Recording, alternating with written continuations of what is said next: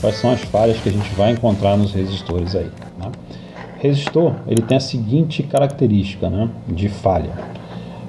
Anotem aí, que é importante vocês anotarem, né? O resistor, ele abre, então ele tem um valor de 1K, ele vai abrir, né? Ele é um roladozinho de fio por dentro dele, então ele pode abrir, né? O resistor pode alterar o seu valor para cima. Ele é de 1K e alterou a propriedade ôhmica dele para 2, para 4K, para 7K, ou seja, aumentou essa resistência dele. Resistor nunca entra em curto, tá, pessoal?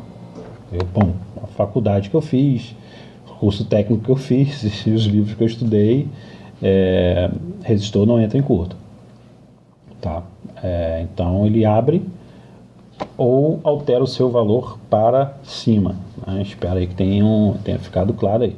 E o resistor é responsável aí justamente por deixar que o aparelho não ligue, né? Então o resistor sim é muito importante. Então é importantíssimo a gente estar trabalhando, entendendo os resistores, né? Vou ensinar uma maneira bem bacana para vocês aqui, como vocês identificam um resistor na placa, como vocês vão medir esse resistor na placa, né? Então isso aí é importante da gente estar trabalhando, né? Deixa eu pegar aqui, ver se eu acho um layout board.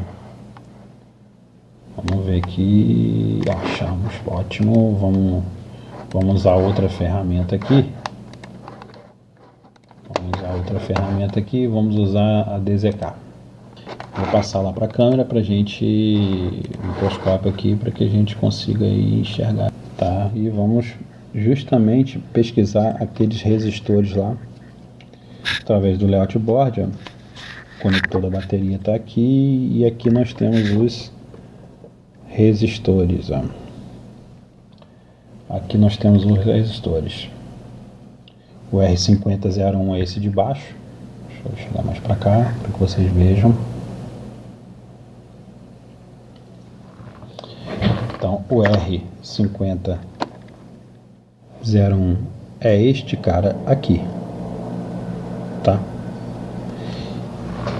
E quando a gente não tem esquema, né? Como é que a gente faz para descobrir aí se um resistor desse... se é um resistor, né? Então, às vezes muitos alunos têm dúvida, né? Professor, como é que a gente localiza aí um resistor na placa, né? Então, eu vou mostrar para vocês uma maneira simples que a gente usa aqui para estar localizando resistores na placa, né? Lógico, quanto mais você trabalha, você vai entender, você vai verificar a coloração dele, então você vai conseguir aí, num tempo, se familiarizar e achar com mais facilidade aí os resistores. Mas para quem está começando agora, né, quiser localizar um componente, né, a gente vai procurar sempre esses componentes mais escuros, né? Ele é brilhosinho aqui na ponta. E o que a gente vai fazer? A gente vai virar ele ao contrário, ó, essa parte assim, a gente vai inclinar ele, tá, no microscópio, e vamos procurar a barriguinha dele por baixo, ó. Se ele for branco, vocês conseguem enxergar aí. Se ele tiver a lateral branca, ó, a lateral branca, a lateral branca, a lateral branca, são resistores. Então somente isso, é só inclinar a placa e você vai identificar se é resistor ou não. Por exemplo, estou em dúvida se esse cara aqui é um resistor. Aí você vai inclinar ele, ó. Você vai inclinar ele, inclina ele um pouquinho. Vamos ajustar o foco aqui. Aqui a gente já consegue enxergar a barriguinha dele. Esse cara aqui é um resistor, né? Pode nos confundir, né? Esse cara aqui é um resistor. Aí você vai olhar, não tem nada, barriguinha branca nele, então ele não é. Ó, esse cara aqui tem a lateralzinha branca, então ele é um resistor.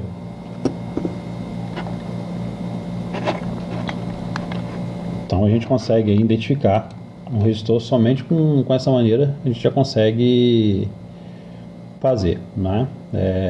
Vamos lá. Então, para a gente localizar o resistor, a gente faz isso, né? E como que a gente mede um resistor na placa, né? Então é importante aí da gente estar medindo o resistor na placa. E simplesmente a gente vai colocar o nosso multímetro, por exemplo, na escala de ohms. A gente vai setar o nosso multímetro aí na escala de ohms. Tá aqui, ó, ferradurazinha de cavalo, vocês estão vendo aí em cima, aí do lado direito superior de vocês aí. Vocês podem ver aí, tá aí um multímetro na escala de ohms, né? Ponta preta, ponta vermelha, multímetro não tem, resistor não tem lado, pode se medir de qualquer lado dele aqui. A gente vai diretamente no componente e vamos medir e vai aparecer o valor pra gente lá, ó. Então, resistor de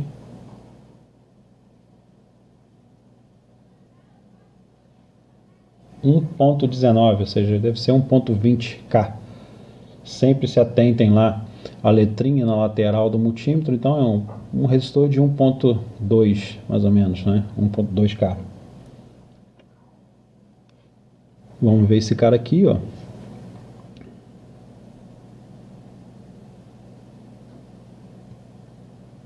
Vamos verificar esse cara aqui. É um resistor de 33 ohms. Com certeza, se nós colocarmos esse resistor na escala de BIP, de continuidade, se nós colocarmos o multímetro na escala de continuidade, esse resistor aqui vai bipar, né? Vocês vão escutar o aviso sonoro, porém o resistor está bom, né? Tem que estar esse valor. Ah, mas como é que eu sei que justamente ele tem que ter esse valor? Aí eu tenho que buscar o esquema dele, né? Tem que buscar o esquema dele, mas Samsung não fornece esquema. Sim, o Samsung não fornece esquema, mas nos fornece um Electrical Part List, né? Que tem lá a discriminação, o código de Electrical Part List. Então, basicamente, resistor a gente mede dessa maneira, tá? Capacitor, existem capacitores branquinhos aqui, ó, que são capacitores de blocos de radiofrequência, esses mais amarronzados aqui, né? Então, capacitor, a gente coloca o nosso multímetro aí a gente pode colocar o nosso multímetro na escala de continuidade, né? A única coisa que a gente vai fazer é verificar se o capacitor está em curto ou não, né? A gente vai testar aqui um terminal ou outro, terminal ou outro. Esse terminal bipa porque ele está conectado à terra. Esse outro terminal não bipa porque ele está ligado na linha de alimentação, numa linha de dados, etc., né? Capacitor é característico, não pode bipar dos dois lados, né? Se bipar dos dois lados, ou a linha de baixa resistência, ou aí possivelmente nós temos aí um curto-circuito, né? Então, ó, não bipa, bipou de um lado, não bipou, bipou de um lado, não bipou, e a gente vai encontrar capacitores que não bipam. Ó, aqui nós temos capacitor, aqui não vai bipar nenhum dos dois lados, né? E aí, esse capacitor tá bom, tá ruim, né? Tá aberto. Por que aconteceu isso? Ó, não bipou nenhum dos dois lados, ó. Não bipou aqui, não bipou aqui, né? Aí a gente vai entrar também na disposição dos capacitores, né? Então a gente vai pegar aqui agora, a gente vai entrar aí na disposição dos capacitores, vou colocar para vocês aqui.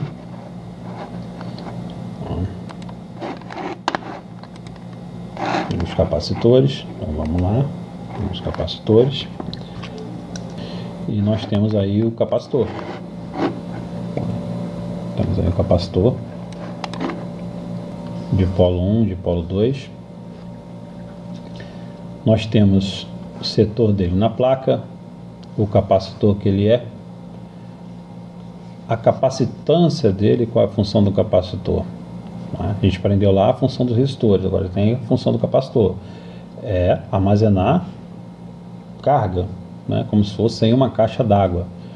E a unidade de medida aqui dele é em Faraday, essa aqui é microfarad. Por que micro, né? Que a gente está usando em microeletrônica, a gente está usando em dispositivos relativamente pequenos, então ele tem que ser um valor muito pequeno, né? Esse farad é a capacidade de armazenamento, como se fosse o tempo que ele vai manter aquela carga, aquela tensão que ele está guardando. Tá ok, pessoal? Nós temos aqui como os resistores, a tolerância. Então, 20% para mais, 20% para menos. Tá? Aqui nós temos a operação, a tensão de operação deste capacitor. Não significa, por exemplo, se a gente tiver uma linha aqui em cima, não significa que essa linha é de 6,3 volts. Não é isso, não é isso que a gente quer dizer.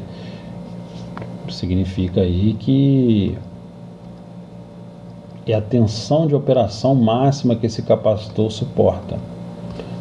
Então, se a gente tiver uma linha e nessa linha passa 3 volts, esse capacitor vai suportar porque ele é até 6,3 volts. Tá? Então, nunca basear por esse valor aqui, porque esse valor aqui é a tensão de operação do capacitor, o máximo que ele suporta. Tá? Aqui nós temos X5R, que é o encapsulamento do capacitor, né? E aqui nós temos aqui o dimensionamento do capacitor. E embaixo nós temos o setor que esse capacitor se encontra, né? Ele tem essa característica marrom, ele tem esta simbologia aqui, a gente vai encontrar sim nos esquemas, tá? Esses dois terminais aqui, então, dessa maneira que a gente vai encontrar nos esquemas. E a gente vai encontrar ele como acoplamento ou desacoplamento.